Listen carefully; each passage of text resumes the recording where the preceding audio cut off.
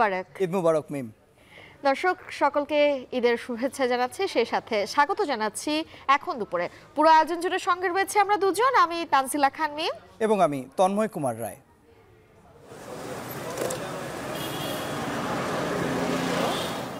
সরকারের নির্ধারিত রেট দিচ্ছে 1200 টাকা, তেমন আহামরি বেশি না, সামথিং 50-100 টাকা বেশি আর কি বলতে পারছি। একটা মানের দাম যদি 2000 টাকা চাই, ওইটা আপনার কয় টাকা দাম দিবেন?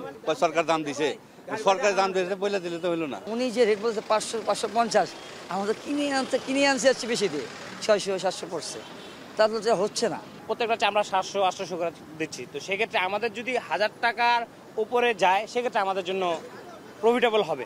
আমরা যে দাম নির্ধারণ করে দিচ্ছি তার মধ্যেই বেচা কেনা হচ্ছে। মিম, কোরবানি হয়ে গেছে এবং কোরবানির পর এখন কিন্তু চলছে কাঁচা চামড়া সংরক্ষণ এবং বিক্রির যে কার্যক্রম, সেটি কিন্তু এবারও আড়তে যাওয়ার আগেই সরাসরি কাঁচা চামড়া কিনছেন কিন্তু ট্যানারি মালিক যারা রয়েছেন তারা, এবং একই সঙ্গে যারা বিক্রেতা রয়েছেন তাদের যে অভিযোগটি পাওয়া গেছে সেটি হচ্ছে সরকার নির্ধারিত যে দাম রয়েছে সেই দামের অনুপাতে দর পাচ্ছেন না তারা। ট্যানারি মালিক ব্যবসায়ী যারা রয়েছেন, যারা চামড়া কিনছেন, তারা বলছেন যে লবণযুক্ত চামড়া কেনা যাবে 1000 টাকা বেশি দিয়ে কেনা যাবে, কিন্তু যে চামড়াগুলো লবণ ছাড়া সেগুলো আসলে 1000 টাকার উপরে কোনোভাবেই কেনা সম্ভব নয়, বরং 1000 টাকার নিচে কিনতে হবে।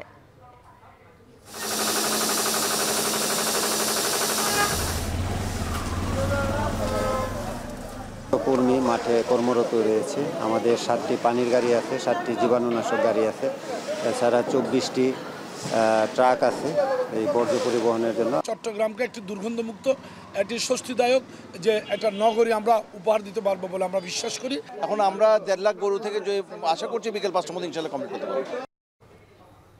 কোরবানির পরপরই বর্জ্য অপসারণের জন্য ঢাকা সহ পুরো দেশের যারা সিটি কর্পোরেশনের পাশাপাশি পরিচ্ছন্নতা কর্মীরা রয়েছেন তারা কিন্তু তৎপর রয়েছেন। শুধু ঢাকার 2 সিটিতে যদি বলি, সেখানেই 20,000 কর্মী কিন্তু নিয়োগ রয়েছে এই যে কোরবানি হচ্ছে সেই কোরবানির বর্জ্য অপসারণের জন্য। এবং একই সঙ্গে কোরবানির যে হাটগুলো রয়েছে সেখানেও পরিষ্কার পরিচ্ছন্নতা কার্যক্রম চলছে। বলা হচ্ছে যে 72 ঘন্টার মধ্যে এই কোরবানির পশুর হাটের যে বর্জ্য রয়েছে সেটি অপসারণ করা সম্ভব হবে।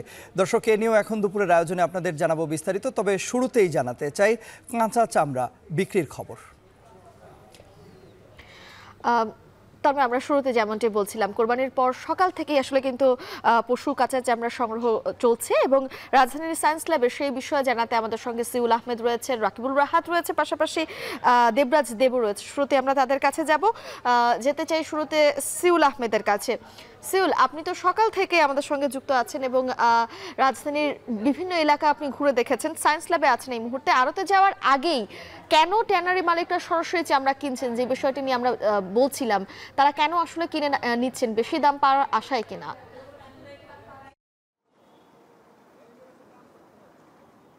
আসলে মিম, ঘটনাটা হচ্ছে যে রাজধানীতে যতগুলো জায়গায় চামড়া কালেকশন করা হয় তার মধ্যে অন্যতম একটি জায়গা হচ্ছে সায়েন্স ল্যাব। আপনি যেটি বলছিলেন যে আসলে ট্যানারি ব্যবসায়ীরা কেন সরাসরি কিনে নেয় না, আসলে এইখান থেকে এই চামড়ার মানে রাজধানীর বিভিন্ন এলাকা থেকে চামড়াগুলো এই সায়েন্স ল্যাবরেটরিতে আসবে।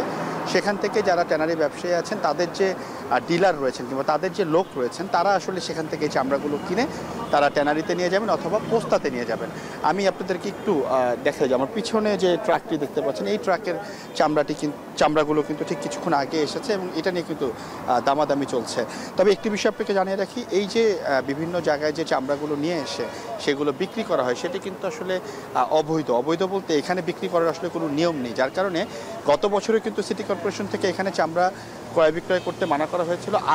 এবার আমরা কিন্তু সিটি কর্পোরেশন থেকে দেখিনি, তবে ঠিক কিছুক্ষণ আগে ধানমন্ডি থানা থেকে পুলিশের টহল পুলিশ এসেছিলেন এবং তারা কিন্তু এই জায়গায় চামড়া ক্রয় বিক্রয় নিষিদ্ধ করেছেন এবং এখানে যত ট্রাক ছিল তারা কিন্তু চলে গিয়েছিলেন।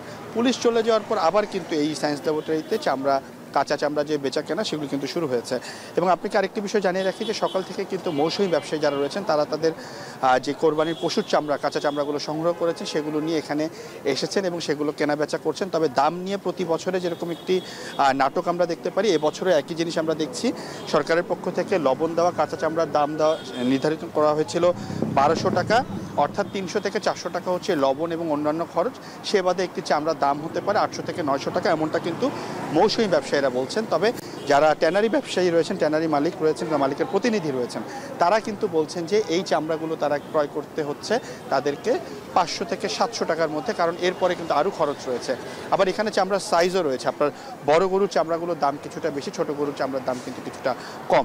তবে যারা মৌসুমী ব্যবসায়ী রয়েছেন তারা এখানে এসে প্রতিবারের মতো এই বছরও একই অভিযোগ দিচ্ছেন যে তারা নির্ধারিত দামে চামড়া বিক্রি করতে পারছেন না। কারণ কেউ কেউ হয়তো বা এলাকা থেকে বেশি দামে চামড়া ক্রয় করেছেন, অনেকেই আছেন যারা মাদ্রাসা থেকে এই মাদ্রাসার যে লোকেরা রয়েছেন তারা এই চামড়াগুলো ফ্রিতে কালেকশন করেন, সেগুলো কিন্তু মৌসুমী ব্যবসায়ীরা তাদের কাছ থেকে ক্রয় করে এই সায়েন্স ল্যাবরেটরিতে নিয়ে আসেন। সুতরাং এই যে অনেকগুলো হাত হয়ে যে চামড়াটা ব্যবসায়ীদের কাছে আসছেন, তার কারণে কিন্তু মৌসুমী ব্যবসায়ী যারা তাদের মধ্যে কিন্তু দাম নিয়ে একটি নাখোশ প্রতি বছরই থাকে, এবছরও সেটি রয়েছে। যদি আমি পুরোপুরিভাবে বলি সেটি হচ্ছে যে এবছর কাঁচা চামড়া 400 থেকে 700 টাকার মধ্যেই বিক্রি হচ্ছে। এর উপরে আসলে আমরা চামড়া কিনতে দেখিনি যারা মৌসুমী ব্যবসায়ী ছিলেন।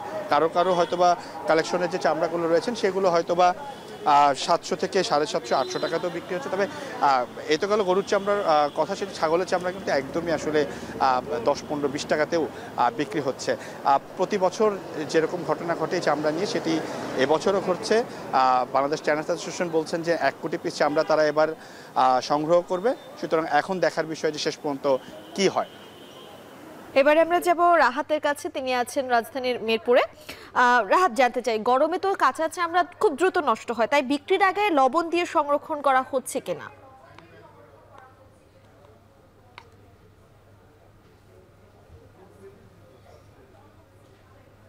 এখান থেকে যে চামড়াগুলো যাচ্ছে সেগুলো লবণ দিয়ে সংরক্ষণ করার পরে ঠিক যাচ্ছে না।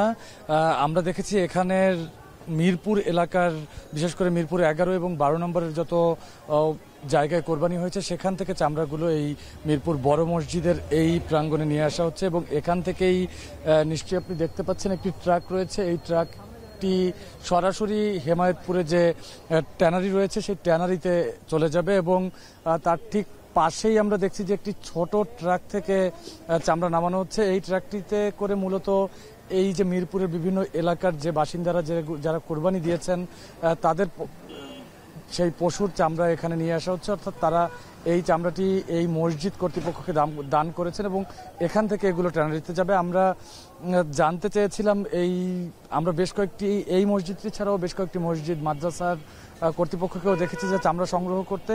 সেক্ষেত্রে তাদের কাছে আমরা দামের বিষয়টিও জিজ্ঞেস করেছি। তারা বলেছেন যে ট্যানারি কর্তৃপক্ষ তাদেরকে বলেছেন যে সরকার নির্ধারিত যে দাম রয়েছে সেই দামটি তাদেরকে দেওয়া হবে, সেই প্রতিশ্রুতি কিন্তু দেওয়া হয়েছে। এছাড়া এর আগের বছরগুলোতে আমরা দেখতাম যে মৌসুমি চামড়া ব্যবসায়ী তারা বিভিন্ন এলাকায় ঘুরে, পাড়া মহল্লায় ঘুরে ঘুরে চামড়া সংগ্রহ করতেন। এবার কিন্তু সেই লোকজন আমরা কমই দেখছি।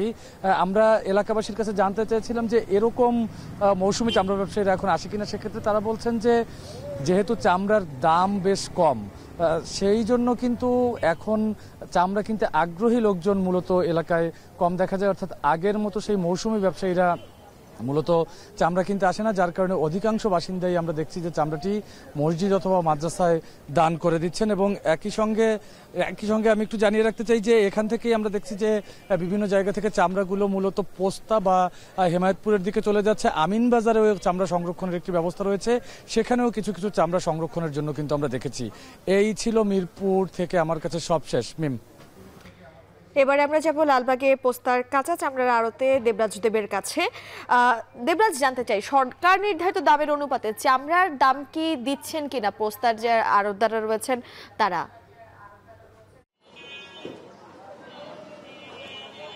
ধন্যবাদ আপনাকে। জানেন সবাই যে পোস্তায় আসলে কিন্তু এই যে পাইকার বা মৌসুমী ব্যবসায়ী তারা কিন্তু যে চামড়াগুলো সংগ্রহ করে ঢাকা শহরের বিভিন্ন স্থান থেকে, সেখান থেকে কিন্তু তারা নিয়ে এসে এইখানে এই পুরান ঢাকার লালবাগের যে পোস্তায় সেখানে কিন্তু তারা আসলে এই যে আড়তগুলো রয়েছে, প্রায় 37টি আড়ত রয়েছে, সেখানে কিন্তু তারা বিক্রি করে। দামের যে ব্যাপারটি বলছিলেন সেই ব্যাপারটি কিন্তু সরকার নির্ধারিত একটি মূল্য করে দেওয়া হয়েছে। গত 5 বছর 6 বছর যাবতে কিন্তু চামড়ার যে দাম সেটা কিন্তু একটু পড়তির দিকে। আমি যদি একটু পেছনে দেখাই যে চামড়ার আপনার এখানে যারা ব্যবসায়ীরা রয়েছেন, আড়তদাররা রয়েছেন, তারা কিন্তু বিভিন্ন ধরনের যারা মৌসুমী ব্যবসায়ী এবং পাইকারি আরও চামড়া ব্যবসায়ী তারা কিন্তু আসছেন, এসে দামাদামি করছেন।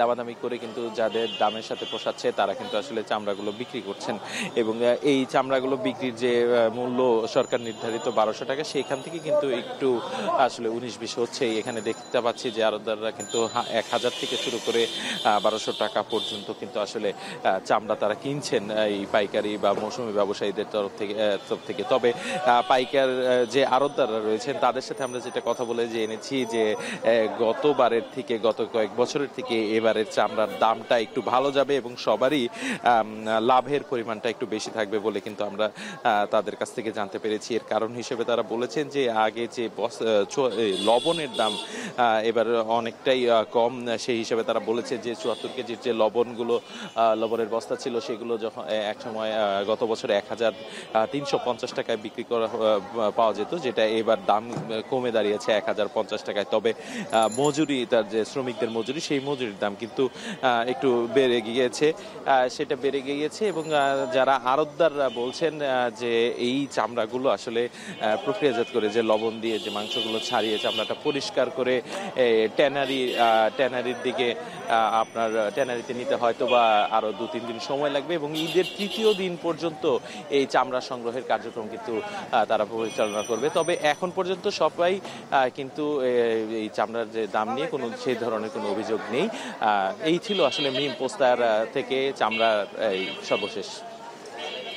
রাজধানীর কোরবানির পশুর চামড়া সংগ্রহের খবর শুনছিলাম সহকর্মীদের কাছ থেকে। এবার আমরা চট্টগ্রামের চামড়া সংগ্রহের খবর জানতে যুক্ত হচ্ছি সহকর্মী হোসেন জিয়াদের সঙ্গে। জিয়াদ, আপনি তো রয়েছেন চট্টগ্রামের আতুরার ডিপোতে, সেখানকার ডিপোতে এবার পশুর চামড়ার দাম কেমন মিলছে, পাশাপাশি জানাবেন মৌসুমী ব্যবসায়ীরা কি বলছেন।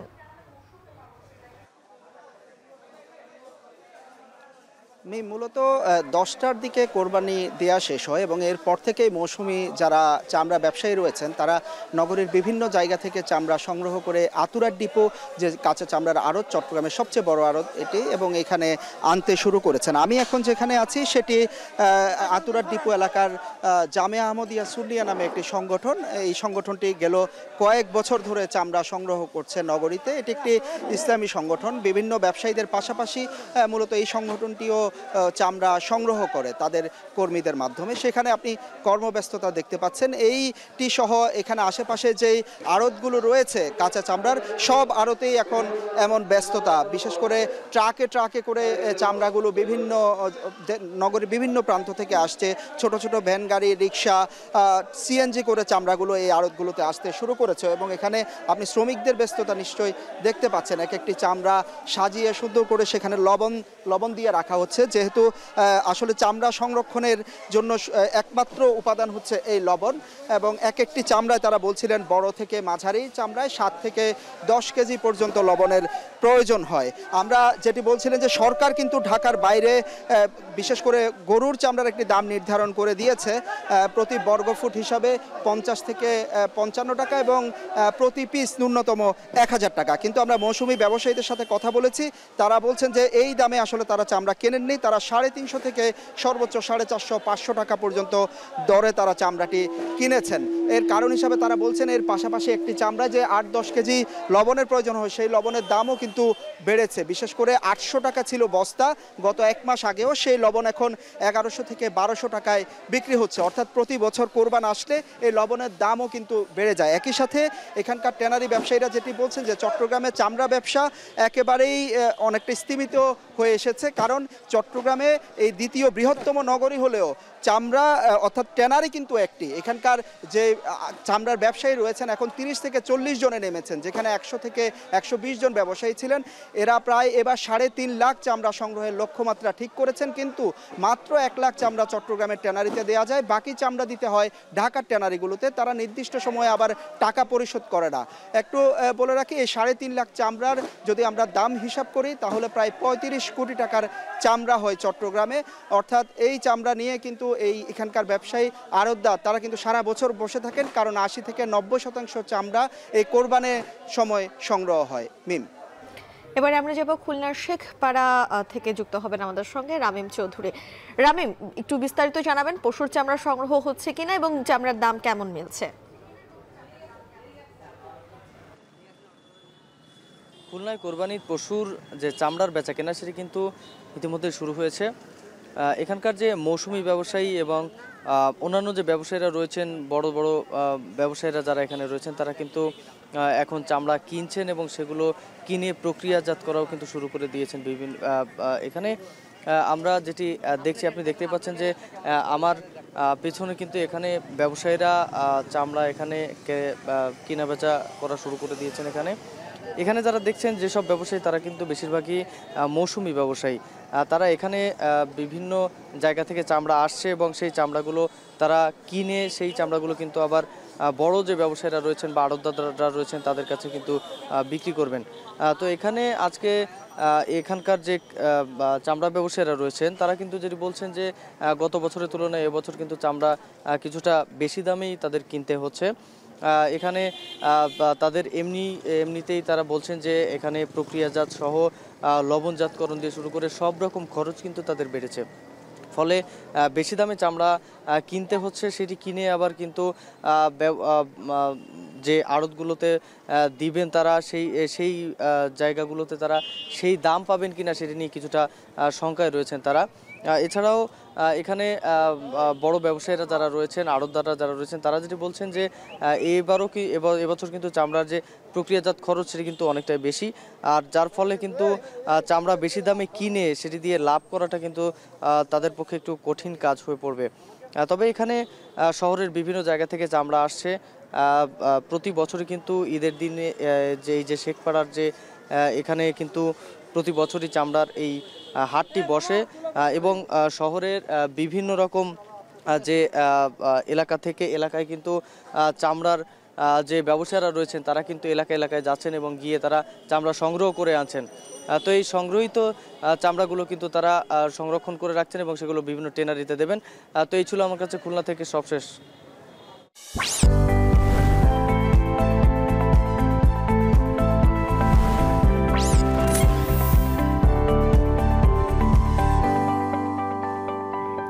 মিম, আমরা আসলে কাঁচা চামড়া সংগ্রহের যে খবর সেটি আসলে সহকর্মীদের মাধ্যমে জানছিলাম। এ পর্যায়ে আমরা জানতে চাই কোরবানির পশুর বর্জ্য অপসারণের খবর। সেই খবর আমরা জানবো। আমাদের সঙ্গে এই মুহূর্তে রাজধানীর গুলিস্তান থেকে যুক্ত হচ্ছেন সহকর্মী সিফাত শাহরিয়ার। নিশ্চয়ই সিফাত শাহরিয়ার আমাদের সঙ্গে যুক্ত হবেন। সিফাত, জানাবেন যে গুলিস্তান এলাকায় এই মুহূর্তে আসলে বর্জ্য সংগ্রহ, এই যে অপসারণ কার্যক্রম, এর তৎপরতা কেমন দেখছেন?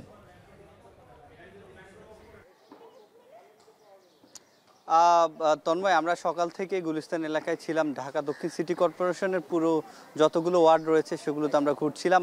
আমরা এই বর্জ্য যেহেতু সকাল থেকে, অর্থাৎ কোরবানি যখন শুরু হয় তারপরে 9টা থেকে আমরা তাদের সাথে কথা বলেছি। 9টা থেকে এই কার্যক্রম তারা শুরু করেছে এবং আমরা এখন আজিমপুর এলাকায় চলে এসেছি এবং আমরা এখানে যেটি দেখছি 23 নম্বর ওয়ার্ডে, আপনাকে একটু দেখাতে চাই। 23 নম্বর ওয়ার্ডে যে বর্জ্য এখান থেকে অপসারণের যে কাজ সেটি চলছে এবং ঢাকা দক্ষিণ সিটি কর্পোরেশনের যে পরিচ্ছন্নতা কর্মী যারা রয়েছেন তারা এই বর্জ্য অপসারণের কাজগুলো করছেন। আমরা যেটি দেখেছি, যেহেতু প্রত্যেকটি অলিগলিতেই পশু কোরবানি দেওয়া হয়েছে, সেক্ষেত্রে প্রত্যেকটা অলিগলিতেই ময়লার যে স্তূপ, অস্থায়ী স্তূপ তৈরি হয়েছিল সেগুলোকে অপসারণের জন্য তারা চেষ্টা করছেন এবং তাদের যেই পরিচ্ছন্নতা কর্মী ছাড়াও এখানে যে গাড়ি রয়েছে সে ময়লা নেয়ার পরিবহন করার, সেই গাড়িতে করে তারা প্রথমে তাদের যে নির্দিষ্ট ময়লা ফেলার যে স্থান সিটি কর্পোরেশন প্রত্যেকটি ওয়ার্ডে রয়েছে সেখানে নিয়ে যাওয়া হচ্ছে এবং সেখান থেকে পরে ডাম্পিং স্টেশন, যেখানে একেবারে আমরা যেটি জানি ঢাকার অদূরে যে স্থানগুলোতে রয়েছে প্রত্যেকটি সিটি কর্পোরেশনের, সেখানে নিয়ে যাওয়া হচ্ছে এবং তারা যেটি বলছে, তাদেরকে মেয়র যেটি নির্দেশনা দিয়েছে 24 ঘন্টার মধ্যে শহরের যত পশুর থেকে সৃষ্ট যত বর্জ্য রয়েছে সেগুলো অপসারণ করার কথা বলা হয়েছে। তারা যেটি বলছে, তারা আশা করছেন 20 ঘন্টার মধ্যেই এই যত অলিগলিতে যত ময়লা রয়েছে পশু কোরবানির পর যেগুলো সৃষ্টি হয়েছে সেগুলোকে অপসারণ করা সম্ভব হবে এবং আমরা যেটি দেখেছি, আমরা তাদের নির্দিষ্ট যে ময়লা ফেলা যে স্টেশন রয়েছে সেখানে আমরা গিয়েছি, সেখানে তারা যেটি করছে এখান থেকে ময়লাগুলো সংগ্রহ করে বর্জ্য সংগ্রহ করে তারপরে সেখানে ধরন অনুযায়ী আলাদা করা হয়। যেমন পশু কোরবানির এখানে নানা ধরনের বর্জ্য সৃষ্টি হয়েছে, যেখানে একেবারে গরুর মল থেকে শুরু করে যে পশুর যে খাবার যে ঘাস সেগুলো রয়েছে, আবার ভারী ময়লাও রয়েছে, হাড্ডিও রয়েছে। সেক্ষেত্রে তারা নির্দিষ্ট যে বিন সেভাবে আলাদা করে সেই বর্জ্যগুলোকে আলাদা করে তারপরেই ফেলে দেওয়া হচ্ছে। এবং আমরা যেটি দেখেছি সকাল থেকে এই কার্যক্রম, তাদের সাথে আমরা কথা বলে যেটি জানিয়েছি, যতক্ষণ পর্যন্ত এই অলিগলি পর্যন্ত যতগুলো ময়লা স্তূপ যেগুলো শেষ হবে না পরিষ্কার করা, ততক্ষণ পর্যন্ত তাদের কার্যক্রম চালিয়ে যাবে। তো তন্ময়, এই ছিল আমার কাছে আজিমপুর এলাকা থেকে সবশেষ। এ পর্যায়ে আমরা চলে আসছি মিরপুরে রয়েছেন আমাদের সহকর্মী শম্পা বিশ্বাস। শম্পা, নিশ্চয়ই আপনি শুনতে পাচ্ছেন। শম্পা, জানাবেন যে মিরপুরে আসলে বর্জ্য অপসারণের যেই তৎপরতা সেটি কেমন দেখছেন এবং কতজন পরিচ্ছন্নতা কর্মী আসলে সেখানে রয়েছেন, এই কাজের গতি কেমন রয়েছে জানাবেন আমাদের। তন্ময়, এই মাত্র ঢাকা উত্তর সিটি কর্পোরেশনের মেয়র আতিকুল ইসলাম বর্জ্য অপসারণ কার্যক্রমের উদ্বোধন করলেন মিরপুরে ৭ নম্বর ওয়ার্ডে। এবং আমরা যদি বলি যে এই বর্জ্য অপসারণ কাজের জন্য ঢাকা উত্তর সিটি কর্পোরেশনের ১০,০০০ জনবল নিয়োগ করা হয়েছে। পাশাপাশি ১০ লাখ পলিথিন তারা এই বর্জ্যের জন্য পরিবারগুলোর মধ্যে বিতরণ করেছে। এবং সেই সাথে ঢাকা উত্তর সিটির মেয়র আজকে ঘোষণা দিয়েছেন যেই ওয়ার্ডে নির্দিষ্ট স্থানে সব থেকে বেশি পশু কোরবানি দেওয়া হবে সেই ওয়ার্ডকে কিন্তু পুরস্কৃত করা হবে। এবং আগামী বছর যেই ওয়ার্ড এভাবে সব থেকে বেশি কোরবানি একটি নির্দিষ্ট স্থানে দিবে সেই বছরের যে উন্নয়ন বরাদ্দ সেটি অনেক বেশি বাড়িয়ে দেওয়া হবে। এই ঘোষণা কিন্তু মাত্রই ঢাকা উত্তর সিটি কর্পোরেশনের মেয়র দিয়েছেন। পাশাপাশি আপনাকে জানিয়ে রাখি যে এবার মাত্র 2টি ওয়ার্ডের 6টি স্থানে নির্দিষ্ট জায়গায় পশু জবাই দেওয়া হচ্ছে। তার মধ্যে ঢাকা উত্তরের যে 7 নম্বর ওয়ার্ডটি আছে সেখানে সর্বোচ্চ 1200 পশু এখন পর্যন্ত কোরবানি দেওয়া হয়েছে এবং এখনো সেই কোরবানি চলছে।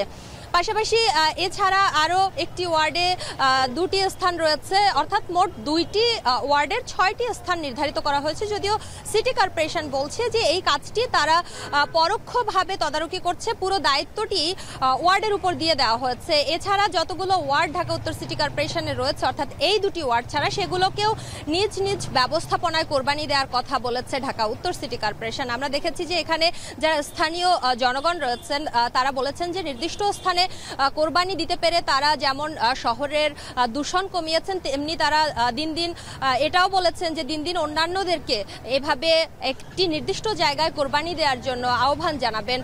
যদিও আমরা নগরবাসীর সঙ্গে কথা বলেছি এবং ঢাকার বিভিন্ন স্থানে ঘুরে দেখেছি, এখনও নগরবাসীর অনেকেই তাদের এই যে নির্দিষ্ট স্থানে পশু কোরবানি দেওয়ার প্রবণতা সেটি তৈরি হয়নি। যদিও নগরবাসী বলছে যে নির্দিষ্ট স্থানে কোরবানি দেওয়া ভালো, কিন্তু তারা মনে করে যে বাড়ির সামনে কোরবানি দেওয়া বা রাস্তায় কোরবানি দেওয়া আসলে ঐতিহ্য, তারা অন্য জায়গায় বা দূরে যেখানে পশু কোরবানির জন্য নির্ধারিত জায়গা সেই জায়গায় তারা যেতে চান না। এবং এ ব্যাপারে উদ্বুদ্ধ করার জন্য ঢাকা উত্তর সিটি কর্পোরেশন থেকে যেসব কাউন্সিলর রয়েছেন তাদেরকে নির্দেশ দেওয়া হয়েছে যেন তারা নির্দিষ্ট স্থানে মানুষকে পশু কোরবানি দিতে উৎসাহিত করেন। এই ছিল আমার কাছে রাজধানীর মিরপুর থেকে বর্জ্য অপসারণের সবশেষ খবর। দর্শক, আমরা রাজধানী ঢাকার বর্জ্য অপসারণের খবর জানছিলাম। এ পর্যায়ে আমরা যেতে চাই বরিশালের সহকর্মী অমিত হাসানের সঙ্গে যুক্ত হচ্ছে। অমিত, জানাবেন যে বর্জ্য অপসারণে বরিশাল সিটি কর্পোরেশনের তৎপরতা কেমন রয়েছে? তন্ময়, বরিশাল যে বর্জ্য অপসারণের কার্যক্রম সেটি কিন্তু ইতিমধ্যে চালু হয়েছে। দুপুর 2টা থেকে এই কার্যক্রম শুরু হয়েছে এবং 8টার মধ্যেই বরিশাল নগরীর যে কোরবানির পশুর বর্জ্য রয়েছে সেগুলো কিন্তু অপসারণের কাজ সম্পন্ন করার প্রত্যাশা রয়েছে বরিশাল সিটি কর্পোরেশনের যারা কর্মকর্তা রয়েছেন তারা বলেছেন। এবং আরেকটু যদি বলি যে বরিশালের এই বগুড়া রোড থেকে এই কার্যক্রমটি শুরু হয়েছে এবং এই কার্যক্রমের অংশ হিসেবে বরিশাল সিটি কর্পোরেশন থেকে 24টি ট্রাকের ব্যবস্থা করা হয়েছে এবং এর সাথে যে লোডার রয়েছে 4টি এবং 4টি পানির গাড়ি রয়েছে। এবং তারা কিন্তু বরিশাল নগরীর যে 30টি ওয়ার্ড আছে 30টি ওয়ার্ডের প্রতিটি ওয়ার্ডেই কিন্তু কর্মীদের মাধ্যমে, পরিচ্ছন্নতা কর্মী যারা রয়েছেন তাদের মাধ্যমে এই বর্জ্য অপসারণ করার পরিকল্পনা করেছেন। এবং একই সাথে বরিশালের যে 30টি ওয়ার্ডে নগরের ওয়ার্ড রয়েছে সেগুলোতে কিন্তু ইতিমধ্যেই তারা বস্তা এবং যে ব্লিচিং পাউডার রয়েছে সেগুলো কিন্তু পৌঁছে দিয়েছে, যার ফলে ময়লা অপসারণ করতে বেশি সময় লাগবে না বলে জানিয়েছেন যারা সিটি কর্পোরেশনের কর্মকর্তা রয়েছেন তারা। এবং আরেকটু যদি বলি যে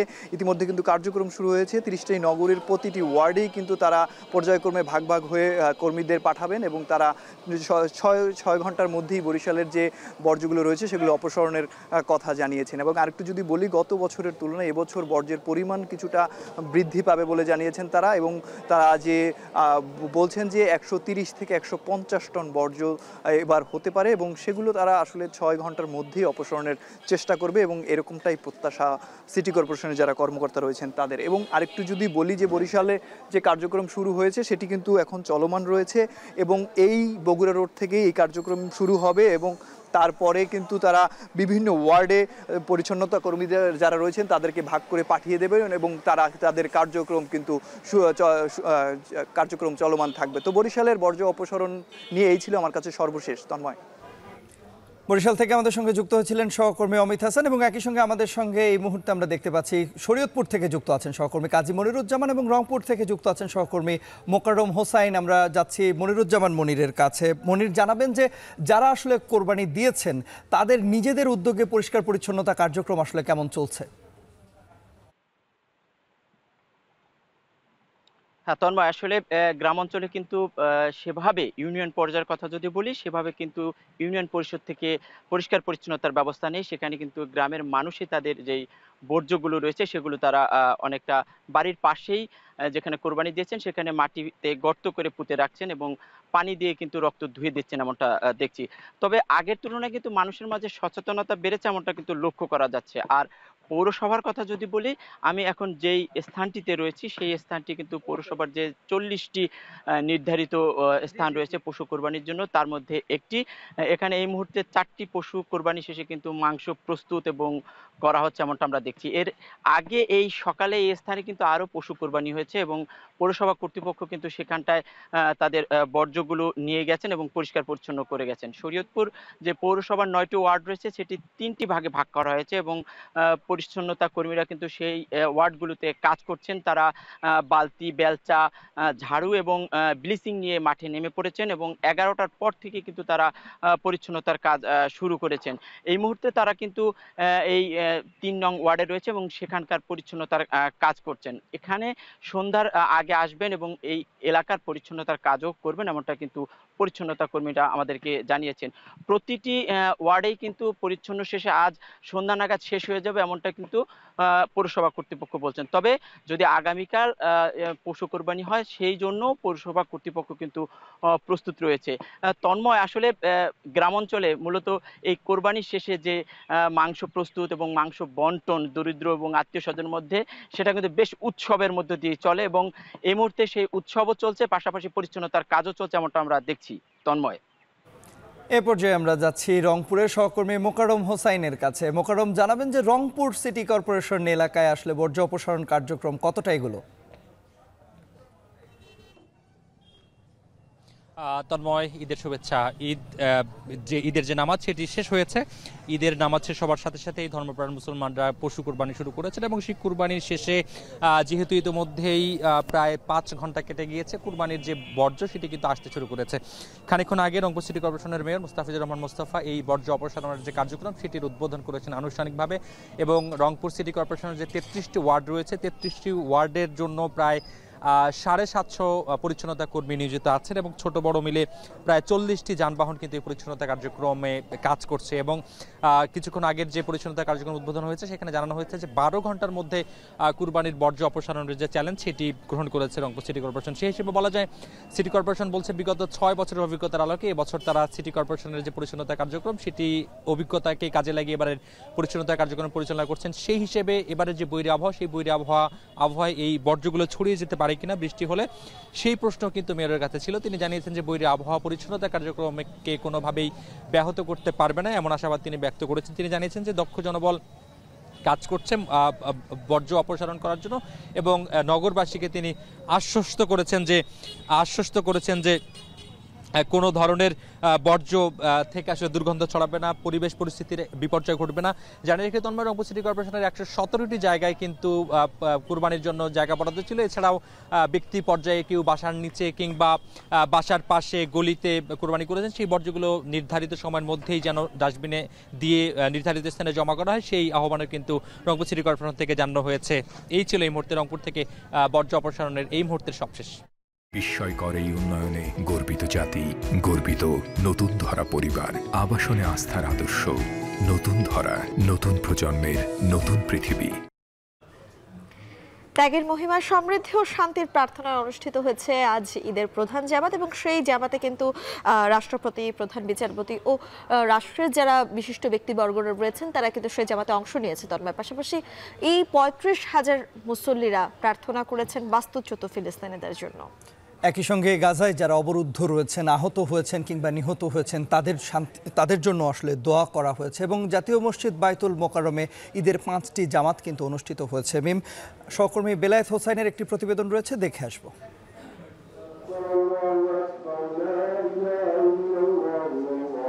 কি ধনী কি গরিব, কে ফকির কে মিসকিন, কাঁধে কাঁধ মিলিয়ে সবাই দাঁড়িয়েছেন একই কাতারে। আষাঢ়ের মেঘমুক্ত আকাশের নিচে দলে দলে মুসল্লিদের সমাগম। 6 তাকবীরের 2 রাকাত নামাজে শুরু হলো মুসলিম উম্মার দ্বিতীয় বৃহত্তম উৎসব ঈদুল আজহার আনুষ্ঠানিকতা। সকাল 7:30টায় জাতীয় ঈদগাহ ময়দানে অনুষ্ঠিত হয় ঈদের প্রধান জামাত। অংশ নেন রাষ্ট্রের সর্বোচ্চ ব্যক্তি থেকে শুরু করে একেবারে খেটে খাওয়া সাধারণ মানুষ। রাষ্ট্রপতি, প্রধান বিচারপতি, মন্ত্রিসভার সদস্য, 3 বাহিনীর প্রধান ও বিভিন্ন রাজনৈতিক নেতারা নামাজ আদায় করেন জাতীয় ঈদগাহ ময়দানে। নামাজের পর দুহাত তুলে সৃষ্টিকর্তার তরে প্রার্থনা, হে আল্লাহ, শান্তি ও সমৃদ্ধিতে পূর্ণ করে দাও লাল সবুজের প্রিয় বাংলাদেশকে।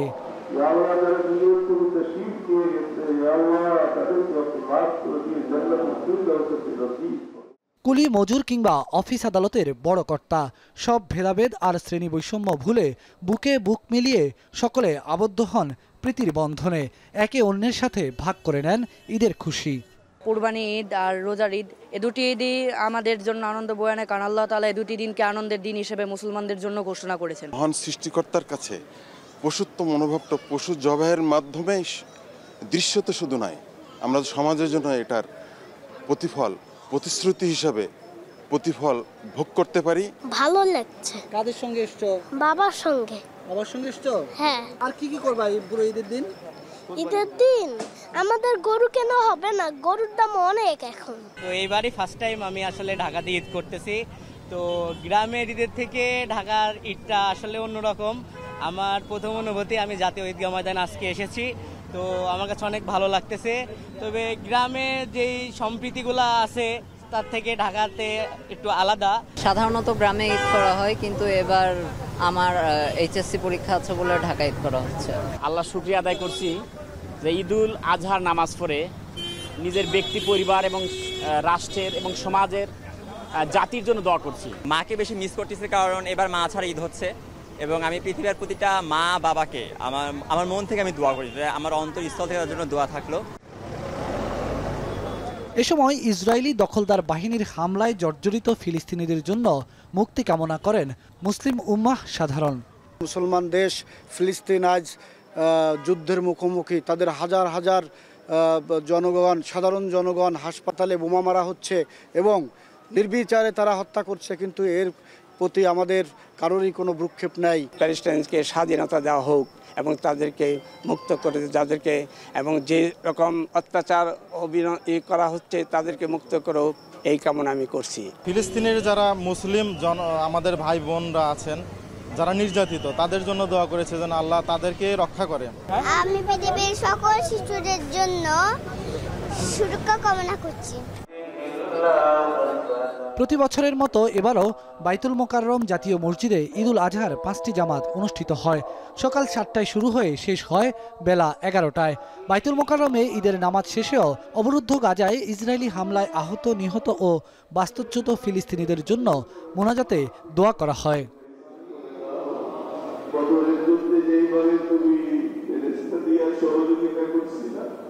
আল্লাহ সেইভাবে ফিলিস্তিনের মুসলমানদেরকে তুমি সাহায্য করো, বেঈমানদের কপালে তুমি হেদায়েত থেকে হেদায়েত দিয়ে দাও, আর যদি হেদায়েত না থাকে তাদেরকে জমিন থেকে উদ্ধার করে দাও।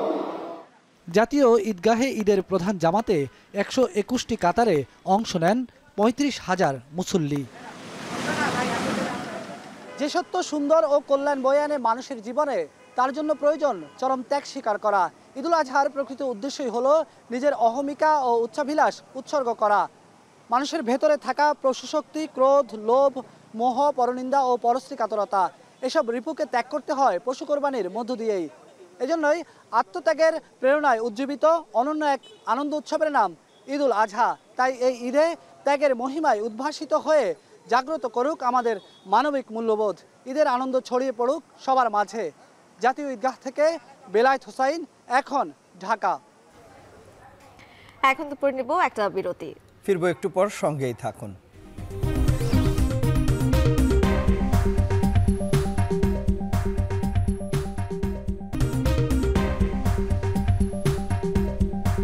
ফিরে এলাম বিরতির পর। দেখছেন এখন দুপুর। মধ্যরাত থেকে ভারী বৃষ্টি ও উজানের ঢলে সিলেটে আবার তৈরি হয়েছে জলাবদ্ধতা তৈরি হয়েছে নগরীর উপশহর শিবগঞ্জ, রায়নগর, সোভানীঘাট, কাজীরবাজার সহ বেশ কিছু এলাকায়। এতে অনেকটাই মলিন নগরবাসীর ঈদ আনন্দ।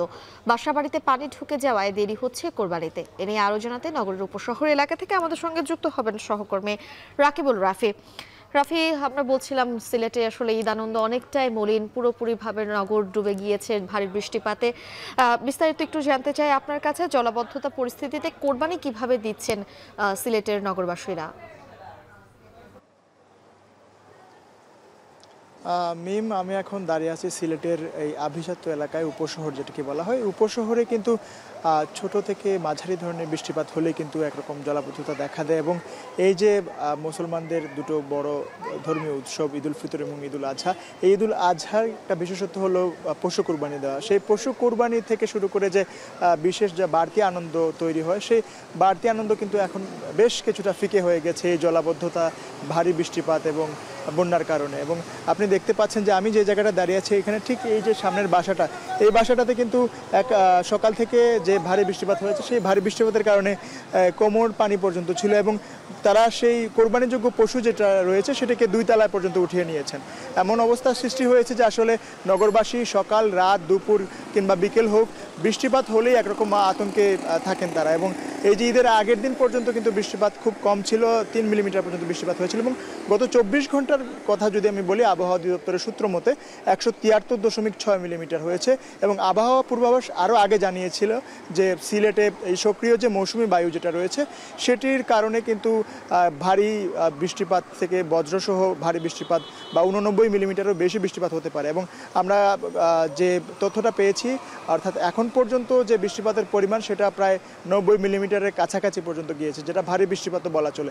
এখন পর্যন্ত স্বস্তির বিষয় যেটি, যে বৃষ্টিপাত কিছুটা কমে গিয়েছে এবং নগরীর যে জায়গাগুলোতে জলাবদ্ধতা রয়েছে এবং পানি রয়েছে, সেটাও ধীরে ধীরে কমতে শুরু করেছে। তবে কোরবানিতে যে বিলম্বটা হচ্ছে, আসলে যারা নগরবাসীরা রয়েছেন তাদের নিচতলায় যে কোরবানি যোগ্য পশু যেগুলো রয়েছে সেগুলোকে তারা রেখেছিলেন এবং রাতে ভারী বৃষ্টিপাত হওয়ায় কোনো রকম দিক বিদিক না পেয়ে কিন্তু তারা 2 তলায় অথবা কোনো রকম পার্কিং জোনে কিন্তু পশু উঠিয়ে নিয়েছেন। এবং সাথে সাথে কিন্তু এই যে সকালে আমরা যে পরিস্থিতি দেখতে পেয়েছি, যে জামাতেও কিন্তু একরকম বিঘ্ন ঘটেছে এবং একই সাথে সাথে অনেক জামাতি মুসল্লিরা আছেন, তারা একসাথে বলেছেন যে একরকম তারা চেষ্টা করেছেন জামাত ধরার জন্য, কিন্তু জামাতও ধরতে পারেননি এবং নামাজও বিঘ্ন সৃষ্টি হয়েছে এবং একই সাথে সাথে কুরবানিতেও বিলম্ব হয়েছে। তবে তারা বলছেন যে 2-1 দিনের ভিতরেই তারা কুরবানি দিতে পারবেন যাদের বাসাবাড়ি নিমজ্জিত বা জলমগ্ন আছে। তো এই ছিল আমার কাছে সিলেটের জলাবদ্ধতা পরিস্থিতি থেকে সর্বশেষ খবরাখবর। মিম, সিলেট থেকে জলাবদ্ধতা এবং নগরীর ঈদ আনন্দের খবর জানাচ্ছিলেন সহকর্মী রাকিবুল রাফি। আর এর মধ্য দিয়ে সময় হলো আরো একটা বিরতিতে যাবার। ফিরছি একটু পর, সাথেই থাকুন।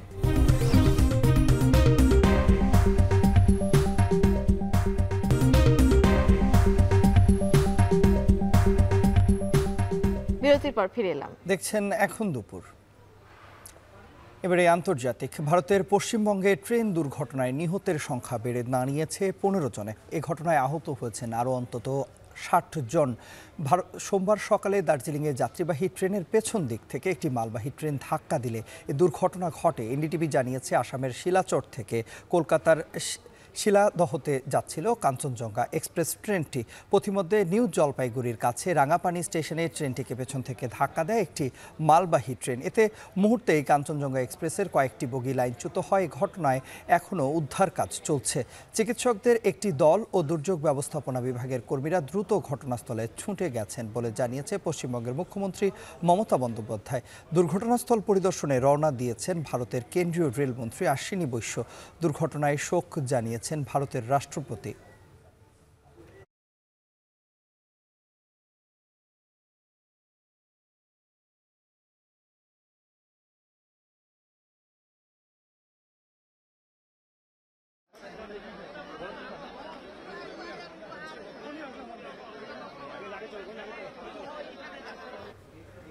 শেষ করছি এখন দুপুর। এখন টেলিভিশন ওয়েবসাইটে দেখতে ভিজিট করুন www.ekhon.tv। ফেসবুকে দেখুন facebook.com/tv.ekhon আর ইউটিউবে দেখুন youtube.com/c/ekhon tv-তে।